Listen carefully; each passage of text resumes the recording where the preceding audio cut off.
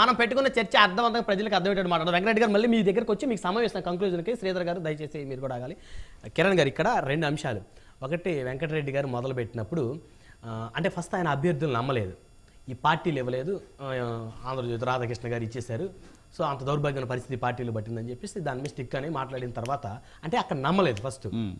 తర్వాత వచ్చేసరికి సానా సతీష్ గారు ఎట్లా ఇస్తారు మీరు అభ్యర్థి, ఆయన తెలుగుదేశం అభ్యర్థి, ఆయన కాంటే ఆయన ఫేస్బుక్ ఓపెన్ చేయండి, ఆయన చంద్రబాబు గారితో తిరిగిన ఫోటోలు ఉన్నాయి, ఎక్కడైనా పవన్ కళ్యాణ్ గారితో ఉన్న ఫోటోలు ఉన్నాయా, ఆయనకి ఎట్లా ఇస్తారా అన్నారు.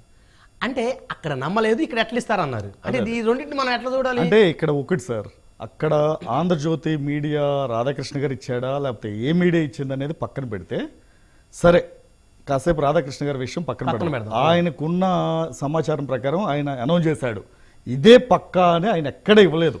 ఓకే, నెక్స్ట్ తర్వాత నేను అడుగుతున్నా ఒకటి, వైకాపా పార్టీలో సీనియర్లుగా చెప్పుకునే నాయకులు, తర్వాత వైకాపాలో అన్నీ నేనే అనే జగన్మోహన్ రెడ్డి, వీళ్ళందరినీ పక్కన పెట్టి ఒక సాక్షి చీఫ్ ఎడిటర్ సజ్జల రామకృష్ణారెడ్డిని తీసుకొచ్చి రాజకీయ సలహాదారుడిగా పెట్టుకుని ఈ రోజున ప్రభుత్వ నిర్ణయాలు క్యాండిడేట్స్ని డిసైడ్ చేయటం, ఓకే, తర్వాత ప్రభుత్వంలో ఎవరికి పదవులు పంచటం, సలహాదారుడికి ఎవరిని ఇవ్వాలని డిసైడ్ చేయటం, అసలుకి తర్వాత ఎవడుండాలి కాంట్రాక్ట్స్ అనేది మొత్తం డిసైడ్ చేయటం ఈరోజు సజ్జల రామకృష్ణారెడ్డి గారు ఎందుకు చేస్తున్నాడండి?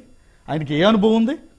అంటే ఒక సాక్షి ఎడిటర్గా ఉన్నంత మాత్రాన ఆయన్ని తీసుకొచ్చి ఒక పసికోన విభజన ఆంధ్రప్రదేశ్ రాష్ట్రాన్ని ఆయన చేతుల్లో పెడితే ఆయన సాక్షాత్తు జగన్మోహన్ రెడ్డి గారిని అవమానించాడు.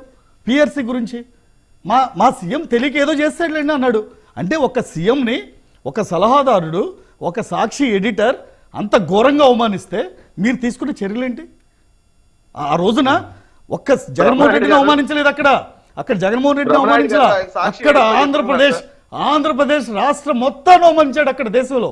ఎందుకంటే ఒక రాష్ట్ర సీఎంని ఒక సలహాదారుడు మా సీఎంకి తెలియక మీడియాలోనే ఉన్నారు కదా, ఇప్పుడు లేరు, అప్పుడు ఉన్నారు కదా. అంటే ఒక బ్యూరోక్రాట్స్ గానీ లేదా ఒక రాజకీయ అనుభవం కలిగిన వాళ్ళు గానీ ఒక సలహా ఇస్తే పర్లా, ఓకే, అలాంటి రాష్ట్రాన్ని అంటే ఒక సీఎంను అవమానించడం అంటే ఏంటండి? ఏ పార్టీలోనే ఉండండి, ఇప్పుడు ప్రజలు ఆమోదించిన తర్వాత వీ రెస్పెక్ట్ జగన్మోహన్ రెడ్డి, కాదు నేనే చంద్రబాబు నాయుడు అంటే ఎంత అవమానం అది. ఈవెన్ తెలుగుదేశం పార్టీ తెలుగుదేశం గారు జగన్ గారు మెచ్యూరిటీని అవమానిస్తున్నాడు. ఈవెన్ మా పార్టీ అభద్రతా భావంలో పడిపోతారు. ప్రజలు తీసుకున్న నిర్ణయాన్ని 100% యాక్సెప్ట్ చేసి ఈవెన్ చంద్రబాబు నాయుడు గారు కూడా సీఎం జగన్మోహన్ రెడ్డి అంటాడే కానీ నేనే సీఎం అని ఏ రోజు అనుకోడు. అంటే అక్కడ నేను పార్టీల మధ్య వ్యత్యాసం చెప్తున్నానండి. నెక్స్ట్ ఇంకోటి, ఆయన అంటున్నారు కదా ఈ జనసేన తెలుగుదేశం పార్టీ వీళ్ళిద్దరూ అసలు పొత్తులు ఇది అదని. నేను రాష్ట్ర ప్రజలకు ఒకటే చెప్తున్నా, వైకాపా ప్రభుత్వానికి కూడా దేశంలో అత్యంత బలమైన రాజకీయ నాయకుడు చంద్రబాబు నాయుడు గారు. ఓకే, ఈ రోజున నేను ఇప్పుడు చెప్తున్నా, దేశంలో అత్యంత ప్రజాదరణ కలిగిన నాయకుడు పవన్ కళ్యాణ్ గారు. మీరు చూడండి, ఏ స్టేట్ కి వెళ్ళండి, ఈవెన్ రజనీకాంత్ తర్వాత అలాంటి ప్రజాదరణ కలిగిన నాయకుడు పవన్ కళ్యాణ్. దేశంలో ఇద్దరు వ్యక్తులు ఉన్నారు సౌత్ ఇండియాలో. అంటే నేను నార్త్ గురించి మాట్లాడలేదు, సౌత్ ఇండియాలో అత్యంత ప్రజాదరణ కలిగిన నాయకులు రజనీకాంత్ గారి తర్వాత పవన్ కళ్యాణ్ గారే. అలాంటి ఇద్దరు వ్యక్తులు రాష్ట్రం గురించి, ఆంధ్ర రాష్ట్ర ప్రజల భవిష్యత్తు గురించి కలిసి ఒక నిర్ణయం తీసుకున్నారు. వీళ్ళు తప్పు పడుతున్నారు. ఇప్పుడు ఒకటి సార్, మన కుటుంబంలో 5 అన్నదమ్ములు ఉన్నప్పుడు ఒక్కడికి ఇబ్బంది వస్తే 4 అన్నదమ్ములు కలవరా? అంతేగాని వాడిని వీళ్ళలాగా ఊబిలో దించేసి జగన్మోహన్ రెడ్డి గారి లాగా వాళ్ళ చెల్లెల్ని పక్కన పెట్టేసి అవినాష్ రెడ్డి గారిని సపోర్ట్ చేస్తే నేను అదే చెప్తున్నా, వాళ్ళ పార్టీకి ఉన్న విశ్వసనీయత ఇది. తర్వాత ఇంకొకటి సార్, లాస్ట్ ఫైనల్, ఓకే, ఆయన అంటాడు, ఇందాక అన్నాడు కదా 10 మీడియా సంస్థలు లేదా 10 అని. జగన్మోహన్ రెడ్డి గారి సొంత చెల్లి షర్మిలా గారు సాక్షి మీడియాలో నాకు వాటా ఉంది జగన్ అని నిలదీసిందంటే జగన్మోహన్ రెడ్డి దానికి ఓనర్ అని అర్థమేగా. ఓకే, నాకు మీడియా లేదు, పేపర్ లేదు, పత్రికలు లేవు అంటారు. దేశంలోనే ఇక్కడ షర్మిల గారి చేత చంద్రబాబు గారు మాట్లాడిస్తున్నారు. అవన్నీ ఒట్టి మాటలు సార్. రేపు పొద్దున షర్మిలతో చంద్రబాబు గారు మాట్లాడించారు, రేపు పొద్దున భారతి రెడ్డి గారితో కూడా చంద్రబాబు రెడ్డి గారు మాట్లాడించారు. Last final sir. తర్వాత దేశంలో అత్యంత పేద ముఖ్యమంత్రి జగన్మోహన్ రెడ్డి గారు వాళ్ళు చెప్పుకునేది.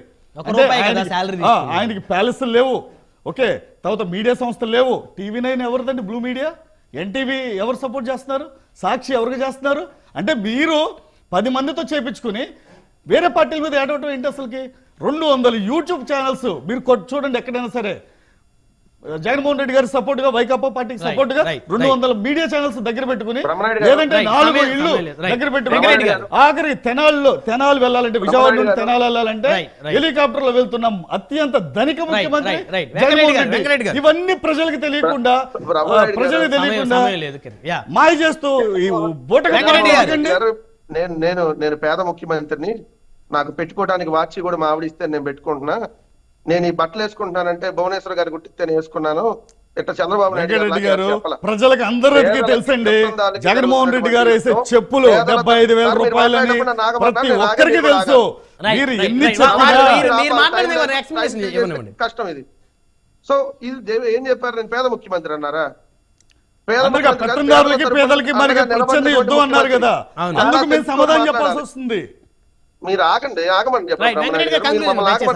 సమయం లేదు అంటే పేదలకి పెత్తందారులకి యుద్ధం అంటే జగన్మోహన్ రెడ్డి గారు పేదలు అని చెప్పేసి తర్వాత ఇంకో 5 నిమిషాలు టైం ఇచ్చి ఆయనతో మాట్లాడుతున్నారు. సో పేద ముఖ్యమంత్రిని ఎక్కడ అలా జూనియర్ ఎన్టీఆర్ గారు ఫ్లెక్స్లు ఎందుకు తీసేస్తారు సార్? మొన్న జూనియర్ ఎన్టీఆర్ ఫ్లెక్స్లే ఉంటే తట్టుకోలేక మీ బాలకృష్ణ గారు మాట్లాడి మనం చూడలేదా? ఎవరి కుటుంబంలో ఏంటి, ఎవరు ఏం చేస్తున్నారు, ఏ పబ్లిక్ ఏం తెలియనటువంటి అంశం కాదు. హరికృష్ణ గారికి మీరు ఏ విధంగా గౌరవించారు? జగన్మోహన్ రెడ్డి గారిని రోడ్డు మీద ఎందుకు విమర్శిస్తుంది? మీరన్నా ఆపాలి, కరెక్ట్. నేను ఆగమన్నారు, ఆగినప్పుడు. ఇది ఎవరి కుటుంబంలో ఏందో అందరికీ తెలిసినటువంటి విషయం. సో ఎవరికి ప్రజాదరణ ఉంది? ప్రజాదరణ ఉన్నాడు సింగిల్ గా వస్తా అంటాడు, ప్రజాదరణ లేనాడు 10 రాజకీయ పార్టీలు అంటేసుకొని వస్తాడు. ఎందుకంటే ఎగ్జాంపుల్స్ అవసరంలా. దేంటో చంద్రబాబు నాయుడుకి బలం ఉంది, అన్ని రాజకీయ పార్టీలతో పొత్తులు పెట్టుకుంటేనే బలం ఉన్నట్టు. ఈ రాష్ట్రంలో ఒక వైఎస్ఆర్ కాంగ్రెస్ పార్టీ తప్ప మీరు పొత్తు పెట్టుకుని రాజకీయ పార్టీ చెప్పండి. ఆ కేఏ పాలతో కూడా పెట్టుకోలేదేమో నాకు తెలిసి. కేఏ పాలు ఇంకా అవతారం అవతారం. సిపిఐతో పెట్టుకున్నారు, సిపిఎం తో పెట్టుకున్నారు, జనసేన, బీజేపీ, కాంగ్రెస్ తో పొత్తు పెట్టుకున్నారు. మీరు పొత్తు పెట్టుకుని రాజకీయ పార్టీ ఏంది? మళ్ళీ దీంట్లోనే మీకు బలం ఉంది. చంద్రబాబు నాయుడు అత్యంత బలమైన రాజకీయ నాయకుడు. దేంటో పొత్తులు పెట్టుకున్నట్లో బలమైన నాయకుడు, అబద్ధాలు చెప్పడంలో అత్యంత బలమైన నాయకుడు, పిల్లనిచ్చిన మాకు వెన్నుపోటు పెట్టలో అత్యంత బలమైన నాయకుడు. ఆ లిస్టు చదవాలంటే నేను అరగంట చదువుతా వెంకటరెడ్డి గారు. ఆ లిస్టు చదవాలంటే నేను అరగంట చదువుతా. గొడ్డలపోటు ఎవరిది? గొడ్డలపోటు గుండెపోటుగా మార్చింది ఎవరు? అవన్నీ వద్దు. ఇప్పుడు మాట్లాడాల్సింది మాట్లాడండి. నేను విప్పానంటే మీ వైకాపా నాయకుడు చెవుల్లో రక్తం కారాల్సిందే. కిరణ్ గారు దయచేసి వెంకటరెడ్డి గారు కంక్లూడ్ చేయండి. అవన్నీ వద్దు అండి. వెన్నుపోట్లు అవన్నీ ఇప్పుడు 15-20 సంవత్సరాల క్రితం ఎపిసోడ్ అవి. 15-20 సంవత్సరాల క్రితం జరిగినటువంటి ఎపిసోడ్లు, వాటిని ఇప్పుడు ఎందుకు ప్రస్తావన ఎత్తారు కదా సార్? మీరు ఇందాక బొత్స గారు అన్ని టాపిక్ ఎప్పుడు ఎత్తలేదా? మరి నేను ఇప్పుడు ఎత్తే ఎందుకు వచ్చిన నష్టం? సరే కంక్లూడ్ చేయండి. పవన్ కళ్యాణ్ అంటే రజనీకాంత్ గారి తర్వాత అత్యంత బలమైన ప్రజాదరణ కలిగిన నాయకుడు పవన్ కళ్యాణ్. అంటే చిరంజీవి గారు అనుకున్నాను నేను సౌత్ ఇండియాలో. ఆయన తీసేశారా? రజనీకాంత్ గారు మరి రాజకీయాల్లో లేరు. రాజకీయాల్లో ఉన్న నాయకులతో మీరు కంపేర్ చేసినప్పుడు ఉంటే వేరే విజయ్ గారు కూడా ఉన్నారు బయట. సౌత్ ఇండియాలో విజయ్ గారు సినిమాల్లో ఉన్నారు, రాజకీయాల్లో. సో మరి దీంట్లో చెప్పాలి కదా, దేంట్లో పవన్ కళ్యాణ్ మీకు ఇదే పవన్ కళ్యాణ్ బండబూతులు తిట్టింది మనతో మీరే కదా, ఇదే తెలుగుదేశాన్ని బండబూతులు తిట్టింది ఇదే పవన్ కళ్యాణ్ కదా. మరి ఇప్పుడే మీరిద్దరు ఒకటంట రాష్ట్ర ప్రయోజనాల కోసం. అంటే ఏ రాష్ట్ర ప్రయోజనాల కోసం? రాష్ట్ర ప్రయోజనాల కోసం ఏం చేశారు మీరిద్దరు? రాష్ట్ర ప్రయోజనాల కోసం రాష్ట్రంలో ఉన్న ప్రజలకు ఇళ్ల పట్టాలు ఎత్తుంటే అడ్డుకున్నటువంటి మీరు రాష్ట్ర ప్రయోజనాలు, ఇంగ్లీష్ మీడియం పెడుతుంటే అడ్డుకున్న మీరు రాష్ట్ర ప్రయోజనాలు, పేదలకు సంక్షేమ పథకాల ద్వారా ఏదన్నా పంచుతుంటే ఇవన్నీ శ్రీలంక అయిపోయిందని ఏ రాష్ట్ర ప్రయోజనాల కోసం మీరు మాట్లాడారు? ఇప్పుడు మాట్లాడారు మీ తెలుగుదేశం ప్రయోజనాల కోసం పవన్ కళ్యాణ్ పనిచేస్తాడు. జనసేన ప్రయోజనాల కోసం కూడా పనిచేయడు పవన్ కళ్యాణ్, కేవలం తెలుగుదేశం ప్రయోజనాల కోసం పనిచేస్తాడు. అందుకనే ఇప్పుడు నిన్న కూడా అంటున్నారు కదా క్యాండిడేట్స్, జనసేనలో ఉన్న క్యాండిడేట్స్ ఎవరు? తెలుగుదేశం నుంచి జనసేన అభ్యర్థులుగా పోటీ చేస్తారు. సో అందుకని ఈ లిస్ట్ అనౌన్స్ చేసినప్పుడు ఈ లిస్ట్ లో ఆ క్యాండిడేట్ పేరు నేను చెప్పినప్పుడు స్పష్టంగా అన్నదే రాధాకృష్ణ సీట్లు అనౌన్స్ చేస్తారు, మీరు తీసుకుంటారు అంతే. మా దగ్గర అట్లా ఉండదు కదా. జగన్మోహన్ రెడ్డి గారు చెప్పి అనౌన్స్ చేయమంటే సజ్జల గారు అనౌన్స్ చేస్తారు. సజ్జల గారు డైరెక్ట్ గా అనౌన్స్ చేయరు. సజ్జల గారు మా పార్టీ ప్రధాన కార్యదర్శి. అంటే జగన్మోహన్ రెడ్డి గారికి తెలిసే చేస్తారు ఏదైనా సజ్జల గారు, అంతేనా వెంకటరెడ్డి గారు? జగన్మోహన్ రెడ్డి గారికి తెలిసే చేస్తారు, అంతేగాని సొంతంగా ఏది మాట్లాడరు, సొంత నిర్ణయాలు తీసుకోరు సజ్జల గారు. జగన్మోహన్ రెడ్డి గారు ఇది ఏది చెప్తే సజ్జల రామకృష్ణారెడ్డి గారు చేస్తారు. చంద్రబాబు నాయుడు గారు అరెస్ట్ అయినప్పుడు అరెస్ట్ విషయమే నాకు తెలియదని జగన్మోహన్ రెడ్డి గారు అన్నారు. మరి అరెస్ట్ విషయం గురించి సజ్జల గారు మాట్లాడారు. ఏది చంద్రబాబు నాయుడు గారు అరెస్ట్ గురించి నేను విదేశాల్లో ఉన్నా నాకు తెలియదు అన్నారు. అదే చంద్రబాబు నాయుడు గారు అరెస్ట్ గురించి సజ్జల రామకృష్ణారెడ్డి గారు ప్రెస్ మీట్ పెట్టి మాట్లాడారు. అంటే జగన్ గారు అబ్రోడ్ లో ఉండి ఫోన్ చేసి మాట్లాడమంటే మాట్లాడారా, లేకపోతే సొంతంగా ఇక్కడ నిర్ణయం తీసుకున్నారు? ఆయన లేడు కాబట్టి ఇక ఈ సీఎం సీట్ నాదని నిర్ణయం తీసుకున్నారు సొంతంగా నిర్ణయాలు. జగన్మోహన్ రెడ్డి గారు అబ్రాడ్ లో ఉంటే జగన్మోహన్ రెడ్డి గారికి ఆంధ్రప్రదేశ్ లో ఏం జరుగుతుందో తెలియదా ముఖ్యమంత్రిగా? మరి తెలిసినప్పుడు వచ్చిన తర్వాత అసలు చంద్రబాబు నాయుడు గారు అరెస్ట్ గురించి నాకు తెలియదని అన్నారు కదా. అరెస్ట్ గురించి నాకు తెలియదు. అరెస్ట్ ని మేమేదో చేయించామన్నట్టుగా అంటున్నారు. దర్యాప్తు సంస్థలో